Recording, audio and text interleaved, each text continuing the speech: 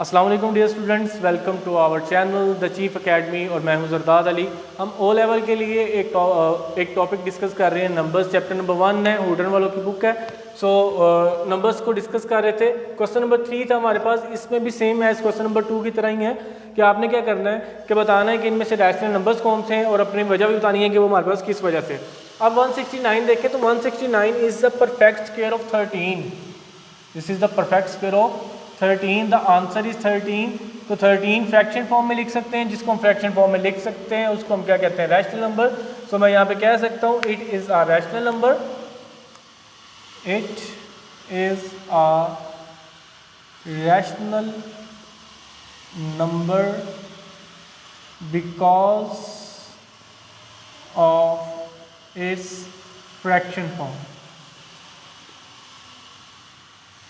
अब अगर हम बी पार्ट की तरफ देखें तो यहाँ पे पॉइंट के बाद जो नंबर्स हैं, लास्ट लेक्चर में स्टूडेंट्स मैंने आपको डिस्कस किया था कि अगर हमारे पास जो डेसिमल नंबर्स हैं वो काउंटेबल हैं तो हमारे पास वो क्या होगा, रैशनल। अगर वो काउंटेबल नहीं है तो वो क्या होगा, इरैशनल। लेकिन इसमें एक और चीज़ थी कि अगर वो काउंटेबल नहीं है लेकिन रिपीट कर रहे हैं तो इस तरह के नंबर को भी हम रैशनल नंबर कहेंगे। तो हमारे पास यहाँ पे देखें पॉइंट के बाद डेसिमल नंबर्स कितने हो रहे हैं, काउंटेबल है तो उसको हम कहते हैं terminating decimal number. So this is it is a rational number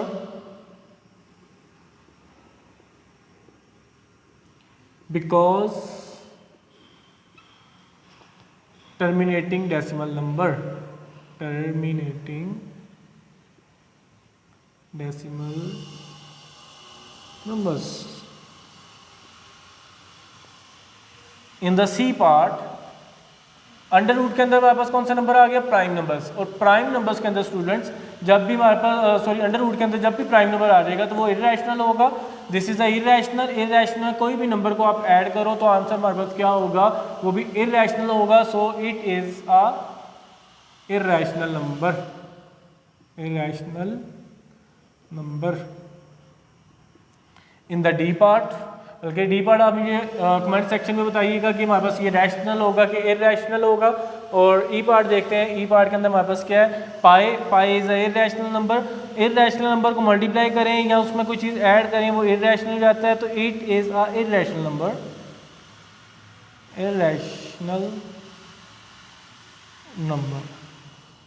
in the F part you can see that कि पाई से क्या हो रहा है, कैंसिल। जब पाई से कैंसिल हो रहा है आंसर आ रहा है 4/3। फ्रैक्शन की फॉर्म है, फ्रैक्शन की फॉर्म की वजह से ये हमारे पास क्या होगा, it is a rational number because of its fraction form. Very simple. Under root 27 is not a perfect square. Perfect square ना होने की वजह से ये नंबर किस में चला जाएगा, इरैशनल में। So we can say that it is a irrational number. ये हमारे पास मिक्स फ्रैक्शन है। मिक्स फ्रैक्शन में क्या होता है, पहले हम एक कन्वर्ट करेंगे इसको प्रॉपर फ्रैक्शन में। प्रॉपर फ्रैक्शन में कन्वर्ट करने का क्या तरीका, 9 को पहले मल्टीप्लाई करेंगे 1 के साथ और उसको फिर हम ऐड करेंगे 7 के साथ। 9 1 जा 9, 9 + 7 16। सो 16/9। और अगर हम इसको देखें तो ये आ जाएगा 4/3 क्योंकि 16 भी परफेक्ट स्क्वायर और 9 भी perfect square. So it is a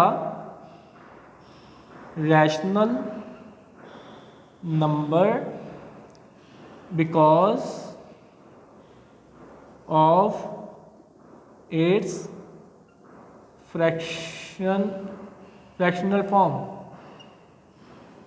In the last part you can see that के स्क्वायर रूट के अंदर कौन सा नंबर आ गया, प्राइम नंबर्स। प्राइम नंबर की वजह से हमारे पास ये क्या हो जाएगा, इरैशनल किसी भी वैल्यू के साथ मल्टीप्लाई हो वो क्या हो जाता है, irrational. So it is also a irrational number, irrational. Okay student, question number 3 is done. अब हम क्वेश्चन नंबर 4 की तरफ देखते हैं। क्वेश्चन नंबर 4 के अंदर हमारे पास क्या है, कह रहा है write down an irrational number between each pair of number. अब मैंने 3 और 4 दो नंबर्स हैं हमारे पास, 3 और 4। इन दोनों के दरमियान में से कोई भी एक इरैशनल नंबर बताना है। अच्छा बेटा, इरैशनल नंबर हमसे है ना, कोई भी दो रैशनल नंबर्स के दरमियान में इरैशनल नंबर्स बे इंतहा होते हैं। जो मर्जी आप अपने पास से बना के लिख सकते हैं। लेकिन मैंने यहाँ पे क्या किया है कि 3 और 4 के दरमियान में पाए की वैल्यू आती है which is equal to 3.1415 and so on. So this is the irrational number. सो 3 एंड 4 के दरमियान में हमारे पास क्या आ रहा है 3.14 एंड 15। सो हम यहाँ पे लिख सकते हैं पाए is the irrational number between 3 and 4। एक हमने रूल पढ़ा है कि हम किसी भी इरेशनल नंबर के अंदर कोई भी नंबर ऐड कर लें तो वो क्या रहेगा, इरेशनल ही रहेगा। तो मैं यहाँ पे क्या करता हूँ, अब देखें नेक्स्ट पार्ट है 10 एंड 11। तो मुझे यहाँ पे क्या चाहिए, इरेशनल नंबर चाहिए। इरेशनल नंबर मुझे एक पता है वो है मेरे पास पाए 3.14 एंड 15। तो पाए को मैं किस में ऐड करूँ कि वो 10 और 11 के दरमियान में है 7। तो मैं यहाँ पे कह सकता हूँ 7 plus pi is a irrational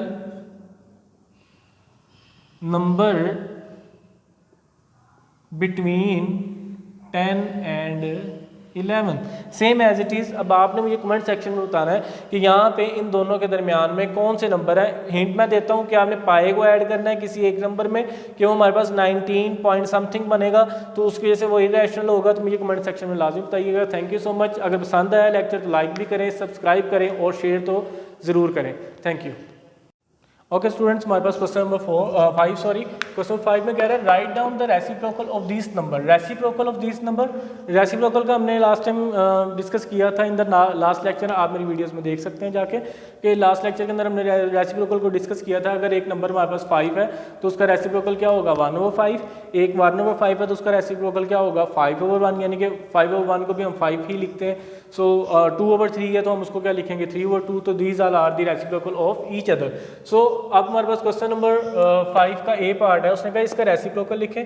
तो इसका रेसिप्रोकल हमारे पास क्या होगा, रेसिप्रोकल विल बी 1/5, यानी कि इसके नीचे 1 था तो मैंने इसको उल्टा के लिख दिया तो मेरे पास क्या हो गया रेसिप्रोकल। और इसका रेसिप्रोकल क्या होगा स्टूडेंट्स, रेसिप्रोकल विल